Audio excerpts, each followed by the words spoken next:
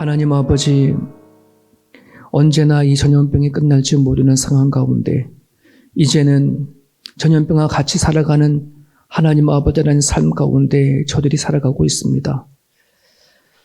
하나님 말씀을 통해 잊어서 우리는 알게 되어졌습니다. 역사 가운데 전염병이 없었던 때가 없었고 그때마다 우리 인간의 죄와 하나님의 진노가 같이 어울려서 이 땅을 하나님 아버지가 이렇게 다스려가는 것을 보게 되어집니다. 오늘날 이 세상에도 퍼져가는 이 전염병 앞에 우리 인간들의 죄의 모습을 보게 하여 주옵시고 여전히 하나님의 살아계셔서 이 땅을 아버지는 이끌어 가신다는 사실을 우리 모두가 인정하고 나갈 수 있는 우리 모두가 되어줄 수 있도록 도와주옵소서. 기껏 살아야 인생 한평생인데 우리는 하나님 아버지 먹고 마시는 것을 뛰어넘어 더 누리기를 원하고 더 가지기를 원하고 하나님 아버지 내 야망과 욕망을 위하여 누군가가 죽어 나간다 하더라도 눈 하나 깜짝하지 않고 살아가는 우리들의 죄악들을 용서하여 주시기를 하나님 아버지 하나님 간절히 바랍니다. 아버지 하나님, 우리 인간이 가지고 있는 죄된 아버지 모습들을 용서하여 주시옵소서. 우리 안에는 아버지 하나님 선과 악이 같이 존재를 합니다. 아버지 하나님, 환경과 조건만 아버지 하나님 지워지면 우리는 순간마다 악이 나오는 모습, 악이 나오는 것이 우리의 인간의 모습입니다. 하나님의 말씀 가운데 붙잡고 살아가는 우리들의 모습이 되게 도와주옵시고 주님을 알고 아버지 하나님 우리 존재를 알게 되어졌사오니 살아가는 순간순간마다 하나님 아버지 앞에 세워져 갈 수 있는 우리 모두가 되게 하여 주옵소서. 말씀으로 우리의 심령을 다스릴 수 있도록 도와주시옵시고 말씀으로 남은 인생을 온전히 바르게 살아갈 수 있는 우리 모두가 되게 하여 주옵소서. 오늘도 하나님 앞에 영광 올려드리기 위하여 우리에게 주신 생명이 오니 헛되이 보내지 아니하도록 도와주옵시고 살아가는 순간순간 주님이 영광 올려두고 살아갈 수 있는 우리 모두가 되게 하여 주시옵소서. 오늘도 말씀 붙잡고 살아가기를 소망하오니 말씀하여 주시고 말씀 따라 살아내릴 수 있는 우리 모두가 되게 하여 주옵소서. 예수님의 이름으로 기도합니다. 아멘.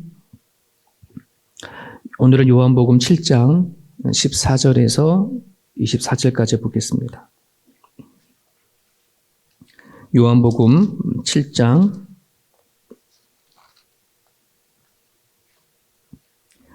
14절에서 24절까지 보겠습니다. 원래 어저께 그 매일 성경 본문인데요. 좀 같이 나누고 싶은 말씀이 좀 있어서 보겠습니다. 요한복음 7장 14절부터 24절까지 같이 보겠습니다. 이미 명절의 중간이 되어 예수께서 성전에 올라가사 가르치시니 유대인들이 놀랍게 여겨 이르되 이 사람은 배우지 아니하였거늘 어떻게 그를 아느냐 하니 예수께서 대답하여 이르시되 내 교훈은 내 것이 아니요 나를 보내신 이의 것이니라. 사람이 하나님의 뜻을 행하려 하면 이 교훈이 하나님께로부터 왔는지 내가 스스로 말함인지 알리라. 스스로 말하는 자는 자기 영광만 구하되 보내신 이의 영광을 구하는 자는 참되니 그 속에 불의가 없느니라. 모세가 너희에게 율법을 주지 아니하였느냐? 너희 중에 율법을 지키는 자가 없도다. 너희가 어찌하여 나를 죽이려 하느냐? 무리가 대답하되 당신은 귀신이 들렸도다. 누가 당신을 죽이려 하느냐? 예수께서 대답하여 이르시되 내가 한 가지 일을 행하매 너희가 다 이로 말미암아 이상히 여기는도다. 모세가 너희에게 할례를 행하였으니 그러나 할례는 모세에게서 난 것이 아니요 조상들에게서 난 것이라. 그러므로 너희가 안식일에도 사람에게 할례를 행하느냐? 모세의 율법을 범하지 아니하려고 사람이 안식일에도 할례를 받는 일이 있거든. 내가 안식일에 사람의 전신을 건전하게 한 것으로 너희가 내게 놓아야 하느냐? 외모로 판단하지 말고 공의롭게 판단하라 하시니라. 아멘. 우리들의 인생은 항상 누구를 통해서 평가를 받고 살아가는 인생이다 하는 생각을 해보게 됩니다.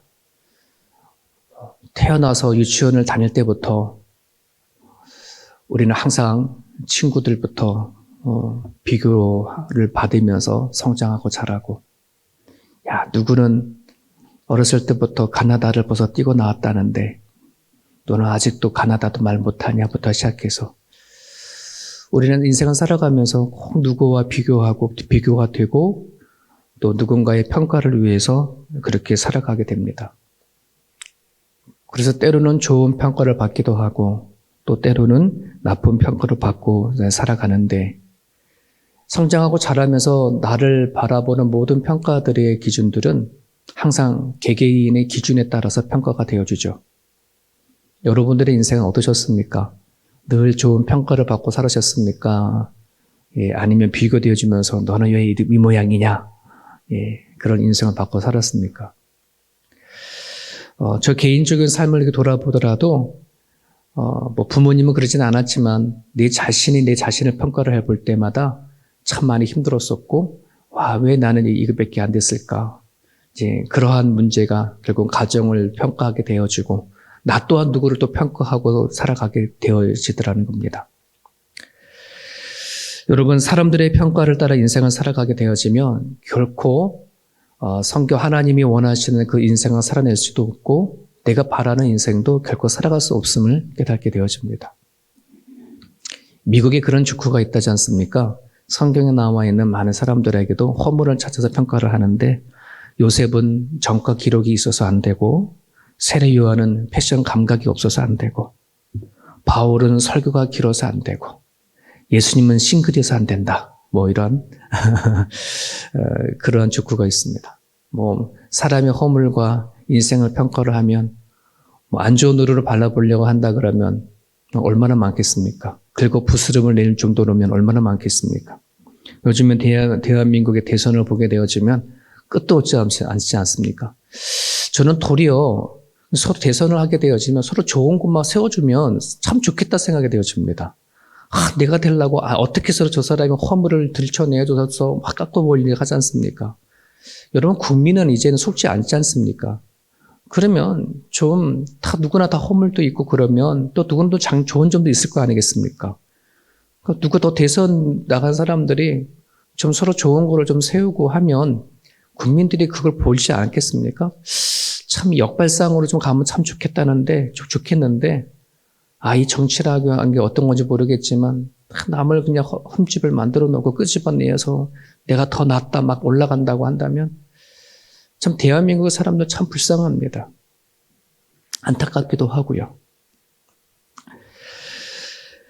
여러분 본인들의 입장에서 판단하고 살아가다 보면은 사람들의 평가를 이제 우리 인생은 혼란스럽고 살 수밖에 없고 그리고 나는 좀 잘 사는가라고 하는 스스로 질문을 던지게 되어집니다.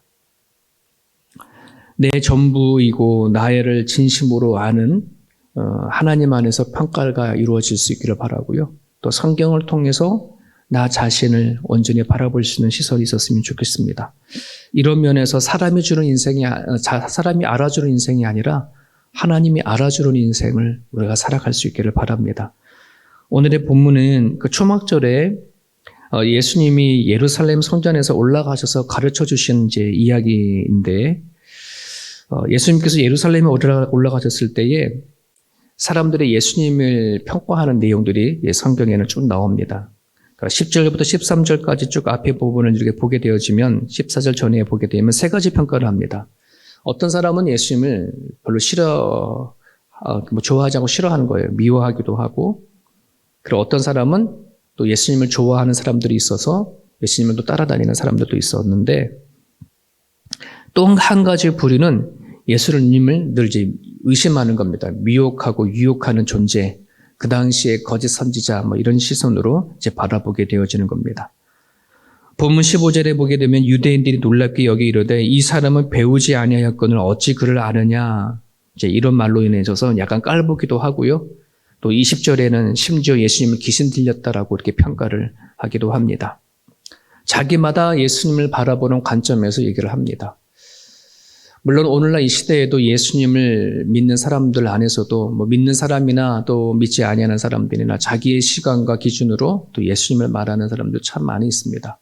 여전히 예수님을 그냥 역사 가운데 등장한 성인의 한 군자처럼 생각하는 사람들도 있고 예수님을 하나님의 아들이라고 이렇게 믿으면서도 우리가 대접하고 인정하는 건 또 그렇지 않은 거기도 하고 나름대로의 예수님에 대한 평가를 가지고 살아가죠. 오늘 성경에 보면 예수님은 세상 사람들이 평가하는 것에 대해서 연연하지 않습니다. 본인이 가야 할 것, 그것만 딱 붙잡고 살아가게 되어졌고요. 그리고 마침내 하나님의 뜻을 이뤄가는 데 있어서 흔들림 없이 가는 것을 우리는 보게 되어집니다. 예수님이 사람들의 마음에 또 그들의 평가에 연연하고 살아갔다고 했다면 아마 그 길 걸어가는 게 쉽지 않았지 않았나 이런 생각을 좀 해보게 되어집니다. 사람들의 평가에 관심을 받고 살아간다면 우리가 집중해야 할 것을 집중하지 못할 때가 참 많고요. 특별히 오늘 우리가 하나님의 말씀을 통해서 기독교적인 가치관을 갖고 살아갈 때에 또 살아가는 삶의 현장을 보면은 우리가 흔들리는 게 되게 많지 않습니까? 종종 이렇게 신방하고 성도들의 말을 이렇게 들어보면은 하나님 말씀 따라 살아간다는 게 참 쉽지 않고 또 하나님 말씀의 가치관 따라 이렇게 살아간다는 게 쉽지가 않다. 즉 믿음을 가지고 소신 있게 살아가는 거 쉽지가 않다. 왜냐하면 세상 사람들은 다 이렇게 가려고 그러고 저렇게 말하는데 거기에서 나는 아니다. 이게 소신 있게 살아간다는 거가 참 쉽지 않다는 겁니다. 여러분이 살아가면 수많은 가치가 있지 않습니까? 수많은 것에 대한 기준들이 있지 않습니까? 그런데 성경적인 말씀을 가지고 따로 보게 되어지면 대체적으로 성경적인 말씀은 좀 이렇게 세상과 반대되어지는 게 많지 않습니까? 네, 그러다 보니까 내가 살아가는 삶의 현장에서 하나님의 말씀을 지켜간다는 거 참 이게 쉽지가 않습니다. 그러니까 알지만 살아가지 못하는 게 너무나 많고 알지만 그대로 행할 수 못하는 일들이 참 많다라고 성도들은 고민하고 갈등을 합니다. 그런데 그 갈등이 어떻게 보면 축복이고요. 그 갈등이 우리 가운데 믿음이 있다고 한 증거인데 부탁드리겠습니다. 그런 갈등이 있으면 정말 하나님을 꼭 붙잡고 하나님 편에서 소신 있게 인생을 살아낼 수 있기를 간절히 바랍니다. 그게 능력이고 그게 힘이고 그게 영성이라고 생각합니다. 하나님이 알아주시는 인생을 살아가려면 우리가 무엇이 필요할까? 오늘 본문의 말씀을 통해서 우리가 오늘 기도 제목으로 삼고 기도해 드렸으면 좋겠습니다. 자, 16절과 17절을 봅니다. 예수께서 대답하여 이르시되 내 교훈은 내 것이 아니요 나를 보내신 이의 것이니라. 사람이 하나님의 뜻을 행하려면 이 교훈이 하나님께부터 왔는지 내가 스스로 말함인지를 알리라. 예수님께서 말씀하시고 선포하시는 그리고 이 땅에 오셔서 공생애를 시작하시는 그 사역의 출발이 어디서부터 왔는지를 얘기하고 있습니다. 바로 하나님께서 보내주신 말씀, 내 교훈은 내 것이 아니라 하나님부터 왔다라고 하는 것입니다. 여러분 오늘 우리가 이 말씀 앞에 내가 살아가는 삶의 기초가 무엇이 되어져야 되느냐 하는 것입니다. 내가 살아오면서 내가 터득했던 경험이냐, 내가 쌓아온 이렇게 지식이냐, 내가 살아왔던 내 나름대로의 마음 가운데 생겨진 가치 기준이냐 이런 것들인데요. 정말 저와 여러분들이 하나님의 뜻 가운데 살아가려고 노력하려고 그러면 내가 생각하고 말하는 것이 하나님으로부터 온 것이어야 할 줄 압니다. 우리가 왜 말씀을 묵상하고 예배드리고 설교를 듣고 하겠습니까? 매 순간순간마다 하나님께서 주시는 메시지를 듣기 위해서 그런 거 아니겠습니까?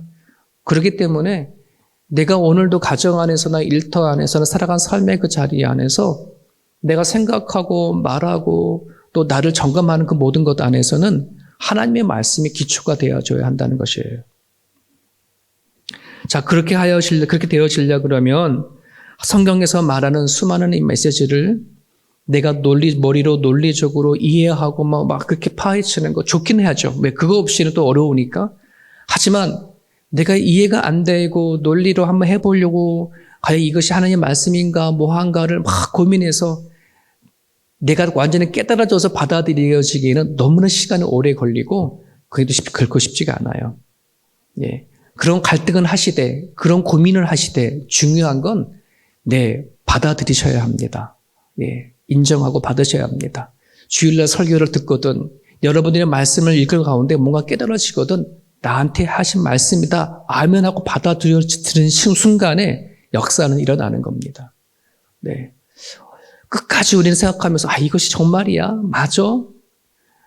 나에게 주시는 메시지가 맞는 거야? 누구한테 한 말이겠지. 막 우리는 수많은 얘기를 하거나 또 이 세상에 하나님께서 지으신 세상이 맞는가? 나를 지은 것이 맞는가? 수많은 갈등과 고민을 하고 나름대로는 질문을 던지고 하지만 여러분 이 세상에서의 그 어떤 것은 답을 줄 수가 없습니다. 오로지 내가 아멘하고 받아들여지는 그 순간에 거기에는 역사가 출발되어진다는 사실을 기억하셨으면 좋겠습니다. 어떠한 집사님이 성경을 읽는 가정 가운데 그분은 모태신앙이 아니에요. 어떤 살아가는 삶이 힘들고 또 자신의 몸이 병이 들고 그래서 좀 하나님이 계신가, 신이 계신가, 정말 그 신이 계시면 한번 내 이 병들어 가는 이 몸을 좀 어떻게 좀 해결하고 싶고 또 병을 고칠 수 없다 그러면 이 병 앞에 내가 어떻게 처신하고 살아가야 되는가를 알고 싶어서 성경을 읽기 시작했는데 성경을 읽어보니 놀라운 하나님의 모습이 자꾸 보이지 않습니까? 예수님도 등장하게 되어지고 하니까 가슴은 뜨거워지는데 정말 이게 잘 이렇게 받아들이기가 쉽지가 않으니까 그 다음부터 하나님이 이렇게 기도했답니다. 하나님, 성경에서 나타난 이 하나님, 이 예수님, 이 성령님을 꼭 만나고 싶은데 만나게 해주십시오. 보게 해주십시오. 느끼게 해주십시오. 이제 머리로 할 것 같은데 이제는 만나게 해주십시오. 눈물을 머금고 기도했다고 합니다. 그러면서 하나님을 만난 얘기를 예전에 제가 들은 적이 있는데요. 여러분, 정말 여러분들 그렇게 기도하십시오. 예수님 보고 싶습니다. 성령님 이 땅에 오셔서 우리 가운데 함께 하신다고 하시는데 하나님 내 수준에 알 수 있게끔 꼭 만나고 싶습니다. 누가 만났다고 하는데 누구 만났다는 얘기가 아니라 내가 만났다라고 내가 고백할 수 있도록 하나님 찾아와 주십시오. 여러분 그렇게 기도할 수 있기를 바랍니다. 정말 내가 하나님께서 인정해 주는 삶을 살기 위해서 가장 중요한 것이 뭐냐 그러면 하나님을 통해서 만남으로 인한 그 말씀이 나의 말씀이 되어지는 것. 그게 우리한테 필요합니다. 두 번째는 18절에 보게 되어지면 삶의 동기가 나오는데 스스로 말하는 자는 자기 영광만을 구하되 보내신 이 영광을 구하는 자는 참되다. 인생을 살아가는 두 개의 동기가 있습니다. 자기 자신을 위해서 살아가느냐, 자신의 영광을 위해 살아가느냐, 아니면 하나님의 영광을 살아가느냐 하는 것입니다. 에베소의 말씀을 바로 보게 되어지면 태초부터 하나님께서 우리를 예정하시고 작정하신 그 이유는 내가 살아간 삶의 그 자리에 하나님의 영광을 찬양하기 위해서 우리를 선택했다라고 말씀하십니다. 고로 예수님을 만난 사람들마다 고백되어지고 살아가는 할 때에는 내 인생은 하나님의 영광을 위해 살아가는 존재야, 이게 고백이 되어져야 그리스도인입니다. 내가 말은 교회를 다니고 크리스찬이라고 내 말을 얘기하지만 내가 살아간 삶의 동기가 여전히 나의 자신을 위해서 살아간다고 한다 그러면 그건 크리스찬이 아니에요. 정말 여러분이 크리스찬입니까? 그러면 내 삶의 동기는 하나님의 영광을 위해서 내가 가정을 이루어가든 내가 돈을 벌며 세상을 살아가든 그 모든 삶의 동기는 하나님의 영광을 드러내게 하기 위한 것이 목적이 되어야 되고 돈을 버는 것도 공부를 하는 것도 자식을 키워가는 것도 모든 것이 하나님의 영광이 되어져야 합니다. 여러분 실제적으로 성경을 보게 되어지면 바리새인이나 종교 지도자들 같은 경우에는 정말 그들이 종교적인 차원에서 바라보게 되면 너무나 기가 막히게 신앙생활을 잘했습니다. 그들이 기도하는 거, 성경을 읽는 거, 예배하는 거 따라갈 수 없을 정도로. 종종 저도 목회를 막 하다 보면은 막 이렇게 여러분들의 어떤 신앙을 이끌어가기 위해서 막 교회 나오시죠, 말씀을 읽으시죠, 막 하다 보면 내가 내 속으로 한때는 이런 생각한 적이 있습니다. 내가 멋진 바리새인을 지금 양육하려고 그러는가? 여러분들이 열심히 예배하는 거, 열심히 기도하고 열심히 말씀 보는 거 중요합니다. 하지만 그것이 글로 끝나면 안 되고요. 우리 속이 변해야 되어집니다. 우리 심령이 바뀌어져야 합니다. 삶의 동기가 달라져야 한다는 것입니다. 바뀌지 아니하는 바리새인들과 사도견을 향해서 예수님께서 오셔서 독사이라고 얘기를 하지 않습니까? 네, 너의 소굴은 도둑의 소굴이다라고 얘기를 하지 않습니까? 왜냐하면 그들의 동기가 틀렸기 때문에 그들은 그렇게 하면서 자신의 영광을 위해서 살았기 때문에 오늘 우리가 말씀을 열심히 읽고 열심히 예배하고 기도하는 이유가 무엇이어야 합니까? 하나님 앞에 영광 돌리기 위한 것이어야 합니다. 하나님, 내가 살아간 삶의 현장 가운데 살아내야 하는데 말씀을 주십시오. 하나님, 주님의 말씀에 따라서 내가 살아내야 되는데 항상 내 경험과 내 생각이 빠르니 하나님 도와주셔서 어떤 일을 할 때마다 내 생각보다 하나님이 주신 생각이 빠르으면 좋겠습니다. 나는 항상 뭘 하다 보다 보면은 내 습관이 너무나 많고 내가 해왔던 방식들이 너무나 많은데 하나님 방식이 아니라면 그것이 아니라면 고쳐주십시오. 이것이 바로 기도하는 이유지 않습니까? 오늘 우리가 무엇을 위해 달려가는지 무엇을 위해 살아가는지 여러분, 저나 여러분들이나 살아간 삶의 그 자리에 하나님의 영광을 위하여서 살아냈으면 좋겠고요. 여러분의 삶의 동기가 하나님 앞에 있어줘야 하나님이 알아주는 인생이 되어지는 것을 알았으면 좋겠습니다. 마지막 하나를 더 살펴보게 되어지면 우리가 추구해야 할 열매가 바라야 합니다. 올바라야 합니다. 21절에서부터 23절에 보게 되면 유대인이 원하는 열매가 있고 주님이 원하는 열매가 있습니다. 21절에 보게 되면 예수님께서 대답하여 이르시되 내가 한 가지 일을 행하매 한 가지 일을 행했습니다. 38년 된 베데스다 연못에 앉아있는 그 환자를 치료해 준 거거든요. 근데 그날이 무슨 날이었습니까? 안식일이었습니다. 유대인은 예수님께서 38년 된 병자를 치료하신 것에 대해서 마음이 안 들었던 겁니다. 잘못된 일이라고 생각했던 겁니다. 안식일을 어겼다라고 한다는 것이죠. 그러니까 이 사람들에게는 사람이 회복되어진 것에 관심이 없고 단지 안식일을 어겼다라고 하는 율법을 어겼다 하는 것에 대한 관심이 더 많은 것입니다. 그러니까 이들이 무엇을 더 추구하는 것을 볼 수가 있습니다. 사람이 아니라 어떻게 보면 그 당시에 있는 의식들, 제도 이런 것에 대해서 관심이 더 많았다는 겁니다. 유대인의 관심은 사람보다는 그 당시에 겉에 보여지는 그 당시에 흘러왔던 관습들 이게 더 중요시 여겼던 겁니다. 여러분 이건 되게 우리에게 중요한 메시지를 줍니다. 우리가 신앙생활을 하고 교회를 세워갈 때도 마찬가지입니다. 여러분이 가정도 이끌어갈 때도 마찬가지입니다. 가정 안에도 나름대로의 룰이 있고 법이 있고 또 교회도 세워가는 법이 있고 룰이 있지만 그 가정에서의 법과 룰은 더 사랑하기 위해서 더 사람을 섬기게 하기 위해서 보조 역할을 하는 것이지 그것이 주된 것이 아닌데 우리는 그 법이 그 제도가 사람을 뛰어넘어서 사람은 죽어도 괜찮고 법만 살아나면 된다라고 하는 일들이 거꾸로 뒤집어지는 일들이 너무나 또 많이 있습니다. 여러분 교회가 하나님을 위한다고 하면서 사람이 무너지는데 그것을 무시하면 안 됩니다. 하나님을 위한다면 사람들을 살펴봐야 하는 것이 되게 중요합니다. 여러분 그래서 예수님께서는 22절에서 보게 되면 할례를 가지고 얘기를 합니다. 그 당시에 아이가 태어나면 8일 만에 할례를 하거든요. 그런데 아이가 태어났습니다. 8일째가 할례를 해야 되는데 안식일인 거예요. 그런 경우가 있겠죠. 그러면 할례를 행할 거냐 안식일을 행할 거냐. 그 당시 사람들은 안식일 날 할례를 하게끔 했답니다. 그러니까는 아이가 태어나서 8일 만에 할례를 행하는 그 의식은 예로 하여금 죄에서 이렇게 잘라지는 그러니까 하나님이 자녀가 되어졌다. 죄에서 해방이 되어졌고 하나님이 자식이 되어졌다라고 하는 걸 의식적으로 하는 거거든요. 아니 그런 일도 하면서 안식일 날에 전신을 고치고 치료하는 회복시키는 왜 이 일들이 왜 더 귀한 것인지 모르냐라고 하는 것입니다. 예수님은 날카로운 지적을 하시는 거예요. 너네들이 역사를 가운데 안식일이냐 할례냐 할 때에 안식일보다 할례를 더 중요시 여기지 않았느냐. 나는 전신을 치료하고 회복하는 이 일인데 왜 안식일을 했다고 너네들이 지적하느냐 이 얘기거든요. 여러분 안식일이 누가 가운데 있느냐면은 하나님은 우리 또 사람을 위해서 안식일이 있지 않느냐 이런 얘기를 합니다. 그래서 안식일에 사람 생명을 살리는 일들이 더 중요시 여긴 것을 예수님 얘기를 하죠. 근데 여러분 여기서 중요한 부분들이 있습니다.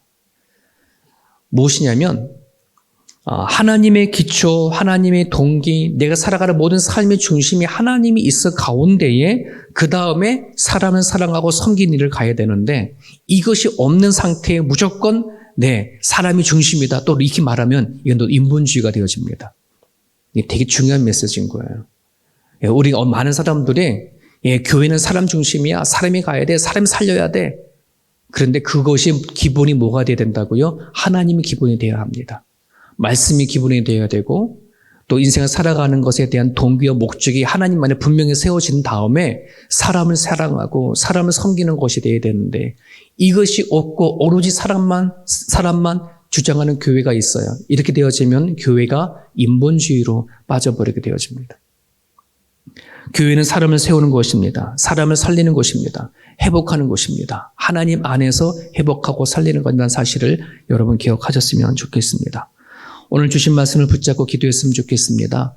우리들의 인생이 하나님이 알아주시는 인생이 되기 위하여서는 우리들의 삶의 기초가 항상 나의 주신 말씀에서부터 출발되어 줄 수 있도록 기도해 주시고요.